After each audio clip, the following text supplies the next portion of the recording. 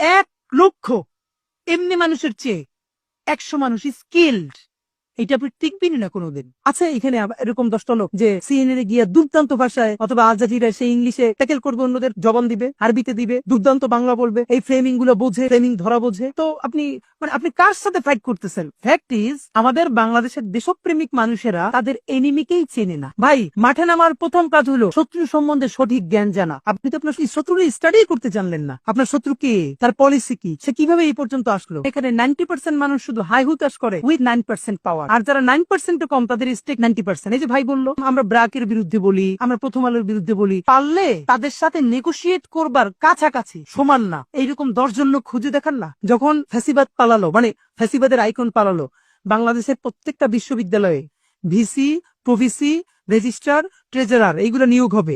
তাতে কমপক্ষে 250 বেশি স্কিল লোক দরকার ছিল।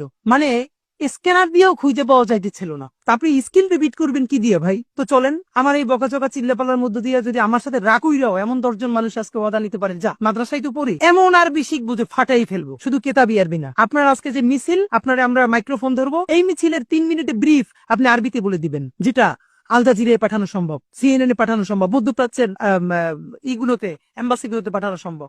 বাংলাটাই করেন না, দুর্দান্ত। আমাদের কিছু ভাই টুকটাক ছবি তুলে আমাদের প্রোগ্রামে, ভাই জীবন দিয়ে দেবো, লাগলে কিছু বলবেন, আপনাদের থ্রেট করছে। আমি কিছু একটা কাম করো, জীবন দেওয়ার কাম নাই, তুমি তো মোটামুটি ছবি তুলতে আগ্রহী, তুমি একটা ফটোগ্রাফি করছে ভর্তি করে দেই না। ভাই এটা পারো, জীবন দিতে পারবে, ফটোগ্রাফি শিখতে পারবে না। আমাদের দরকার ভিডিওগ্রাফার। ওই তোমার একটা কাজ করি, আমি 5,000 টাকা দিয়ে ভর্তি করি, আমাদের তো লোক নাই, দেখো না, তুমি একটা কোর্স করো। তখন 10টা এক্সকিউজ। সে জীবন দিতে চায় কিন্তু সে ভিডিওগ্রাফি শিখবে না। ভাই, যে ফটোগ্রাফি পারে সে বাংলাদেশের 10টা ফটোগ্রাফারের একটা ফটোগ্রাফার হবে।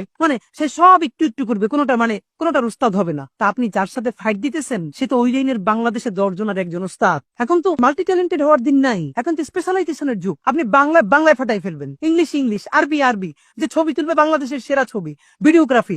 এইরকম 20টা লোক আমার দেন, আপনার 1 বছর দেখেন আমরা কোথায় নিয়ে যাই ইনশাল্লাহ। কিন্তু লোক নাই।